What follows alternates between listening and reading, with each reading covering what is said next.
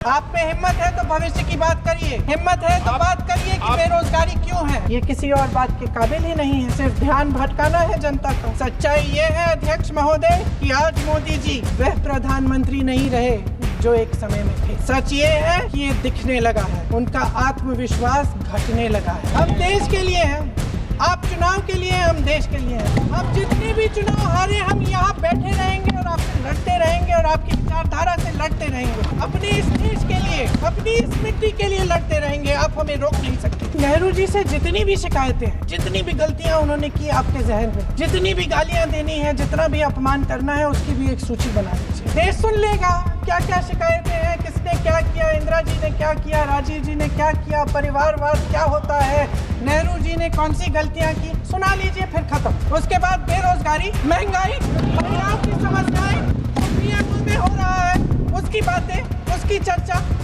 जो batting app के बारे में हो रहा है पीएमओ के अंदर, जो एप्स्टीन फाइलों में आपकी मंत्री महोदय के नाम निकल आए हैं, उसकी चर्चा करेंगे। हम ये बहस यहाँ आज 2 वजहों से कर रहे हैं। पहला कि बंगाल का चुनाव आ रहा है, हमारे प्रधानमंत्री अपनी भूमिका निभाना चाहते हैं उसमें। और दूसरी वजह ये है, ये मकसद है, पुरानी मकसद इनकी अध्यक्ष महोदय, कि जिन्होंने स्वतंत्रता की लड़ाई लड़ी, जिन्होंने देश के लिए बड़ी बड़ी कुर्बानियां दी, उन पर सरकार नए आरोप लादने का मौका चाहती है। देश का ध्यान फिर से जनता के ज्वलंत मुद्दों से भटकाना चाहती है। यही एक मकसद है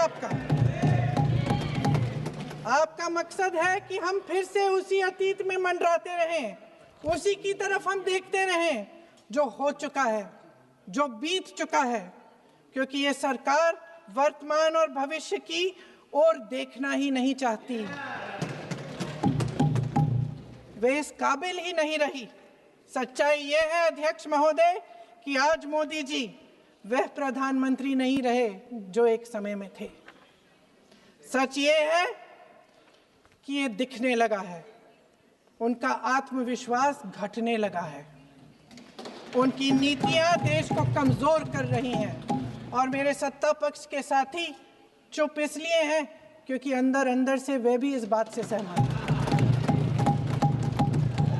आज देश के लोग खुश नहीं हैं अध्यक्ष महोदय, परेशान हैं, तमाम समस्याओं से घिरे हुए हैं, और उन समस्याओं का हल आप निकाल नहीं रहे हैं। हाँ ठीक है, उसका भी बोल लेंगे, समय आएगा तो उसका भी बोल लेंगे।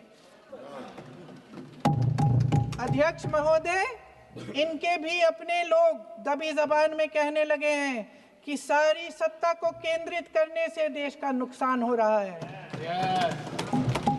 इस बीच अगर हम अतीत की बातें नहीं करेंगे तो कौन सी बातें करेंगे। ये किसी और बात के काबिल ही नहीं है, सिर्फ ध्यान भटकाना है जनता का। जितनी देर हमारे प्रधानमंत्री देश के प्रधानमंत्री रहे हैं, 12 साल हो गए हैं, लगभग उतने ही सालों के लिए जवाहरलाल नेहरू जी जेल में रहे। किस लिए? इस देश की आज़ादी के लिए। उसके बाद 17 साल के लिए प्रधानमंत्री रहे। आप बड़ी आलोचना करते हैं इनकी, लेकिन अगर इन्होंने इसरो नहीं बनाया होता तो आज आपका मंगलयान नहीं होता। अगर DRDO नहीं बनाया होता तो तेजस नहीं बनता। अगर IIT और IIM नहीं बनाए होते तो हम आज IT में आगे नहीं होते। अगर एम्स नहीं बनाया होता तो हम कोरोना की जब बड़ी चुनौती का सामना कैसे करते। हाँ, वही बना रहा है कुछ भी। इसका मतलब है इस मुद्दे का जवाब नहीं है आपके पास। अगर इन्होंने BHEL, गेल, सेल, भाखड़ा नंगल ये सब नहीं बनाया होता जो आप सब बेच रहे हैं, तो ये विकसित भारत कैसे बनता।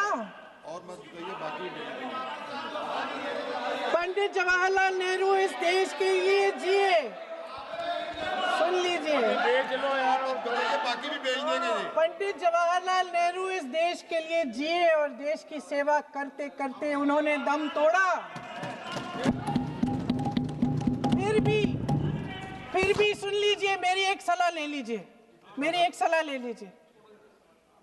सर मैं आपको आपके माध्यम से सलाह दे रहे हैं, हम छोड़ना नहीं है।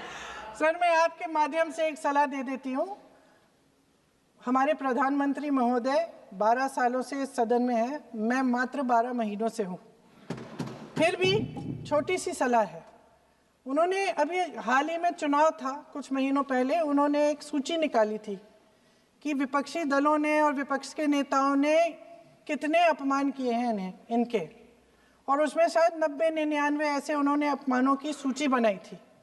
तो मैं उनको एक छोटी सलाह देना चाहती हूँ कि नेहरू जी से जितनी भी शिकायतें हैं, जितनी भी गलतियाँ उन्होंने की आपके जहन में, जितनी भी गालियाँ देनी है, जितना भी अपमान करना है, उसकी भी एक सूची बना दीजिए। नहीं, बात खत्म नहीं है। 999 अपमान, 9,999 अपमान, सूची बना दीजिए और फिर हम एक समय निर्धारित करते हैं। जैसे हमने 10 घंटे आज वंदे मातरम पर हमने बहस किया है ना, उस तरह से हम अध्यक्ष महोदय जी से पूछेंगे, एक समय निर्धारित करेंगे, 10 घंटे, 20 घंटे, 40 घंटे, जितने घंटों में आपकी ये शिकायत पूरी हो जाए, माननीय सदस्य आप शांत हो जाएं और हम बहस कर लेंगे। लेकिन इस सदन का कीमती समय, जिसके लिए हमें यहाँ पे जनता ने भेजा है, जैसे हमें जनता की समस्याओं को हल करने के लिए चर्चा करनी चाहिए, इस्तेमाल करना चाहिए, उसको एसी के लिए इस्तेमाल करिए। उसके बाद जैसे अंग्रेजी में कहते हैं ना, जैसे अंग्रेजी में कहते हैं कि once and for all let's close the chapter, close कर लीजिए। देश सुन लेगा क्या क्या शिकायतें हैं, किसने क्या किया, इंदिरा जी ने क्या किया, राजीव जी ने क्या किया, परिवारवाद क्या होता है, नेहरू जी ने कौन सी गलतियां की, सुना लीजिए, फिर खत्म। उसके बाद बेरोजगारी, महंगाई, महिलाओं की समस्याएं, जो पीएमओ में हो रहा है उसकी बातें, उसकी चर्चा, जो बैटिंग ऐप के बारे में हो रहा है पीएमओ के अंदर, आप सदस्य प्लीज, जो एफस्टीन फाइलों में आपके मंत्री महोदय के नाम निकल आए हैं, माननीय उसकी चर्चा करेंगे। आप वंदे मातरम पे बोले, आप इधर उधर डाइवर्ट मत हो।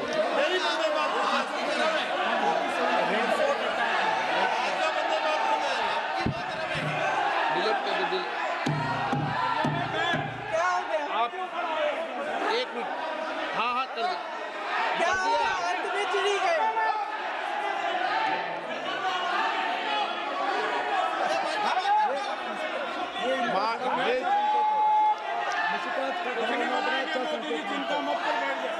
बहुत बढ़िया। माननीय सदस्य 1 मिनट, माननीय सदस्य आप वंदे मातरम पर सार्थक चर्चा करें। ठीक सर, इधर उधर डाइवर्ट यही थी सर, संक्षिप्त में बात यही थी, कोई डाइवर्ट नहीं होना हम चाहिए। अतीत में बातें करते रहते हैं। माननीय सदस्य नहीं, आप बिना तथ्यों के कोई बात नहीं करें। आप वंदे मातरम पे बोले उचित रहेगा।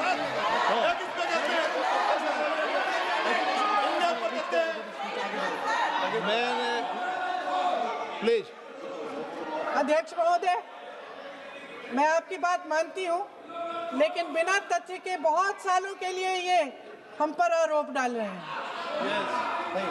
हम चुपचाप सुनते हैं, इनको भी थोड़ी सी संतुलन होनी चाहिए, सुनने की थोड़ी सी हिम्मत होनी चाहिए। ये राजनीति है, हम बोलेंगे, आप वंदे मातरम बोलें। वंदे मातरम सर। महोदय, आज की ये बहस सिर्फ ध्यान भटकाने के लिए की जा रही है, क्योंकि ये सरकार इस देश के वर्तमान की असलियत छिपाना चाहती है। आज देश का युवा कितना परेशान है, कितनी मुश्किल में है, पेपर लीक होते रहते हैं, बेरोजगारी है, महंगाई इतनी बढ़ चुकी है। इसकी चर्चा हम सदन में क्यों नहीं कर रहे हैं? आरक्षण के साथ जो हो रहा खिलवाड़ है, उसकी चर्चा हम यहाँ क्यों नहीं कर रहे हैं? महिलाओं की बात होगी, बड़े बड़े ऐलान होंगे, मगर उनकी परिस्थितियों को सुधारने के लिए कोई ठोस कदम यहाँ क्यों नहीं उठाया जा रहा है? इन्हीं दरवाजों के बाहर खड़े होकर पत्रकार तरह तरह, आपने कहा कि आरोप मत लगाइए बगैर तथ्य के, तो मैं बोलूं कि नहीं बोलूं? नहीं, बिल्कुल नहीं। सर क्यों नहीं? नो, आप उधर की बात मत बोलो। आप जल्दी से बोल लेते हो, फिर आप सदन में बंद जो कर कुछ देना। भी बोले वो तथ्यों से बोले। आपको हर चीज ऑथेंटिक करनी पड़ेगी, इसलिए आप तथ्यों से बोले। तख्ते पे लगाए। अच्छा सर, बड़े बड़े शहरों में प्रदूषण है, लेकिन हम इस सदन में बैठकर सिर्फ छोटी छोटी बातें करेंगे। जी, जो अतीत की बातें हैं ना, जो अतीत की बातें हैं ना, जो बार बार आप चाहते हैं कि हम पीछे देखें, लेकिन हम आगे भविष्य की बात, वर्तमान की बात, जो असली समस्याएं हैं उनकी बात न करें, ये छोटी बात होती है। आप में हिम्मत है तो भविष्य की बात करिए, हिम्मत है तो बात करिए कि बेरोजगारी क्यों है, कि पेपर लीक क्यों होते हैं। बना के आए हो। आप चेयर को एड्रेस करें। आपको अच्छा, खत्म कर लेती हूँ, चेयर खत्म के कर एड्रेस लेती करो हूँ। आप।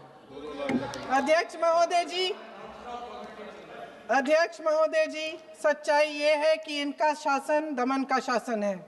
इनकी राजनीति दिखावे की राजनीति है, इवेंट मैनेजमेंट की राजनीति है, चुनाव से चुनाव तक राजनीति है, तरह तरह के ध्यान भटकाने वाले मुद्दों की राजनीति है। वंदे मातरम इस देश की उन्हीं उम्मीदों की गुहार है जिन्हें आपका शासन हर रोज ठुकरा रहा है। आज भी सरहद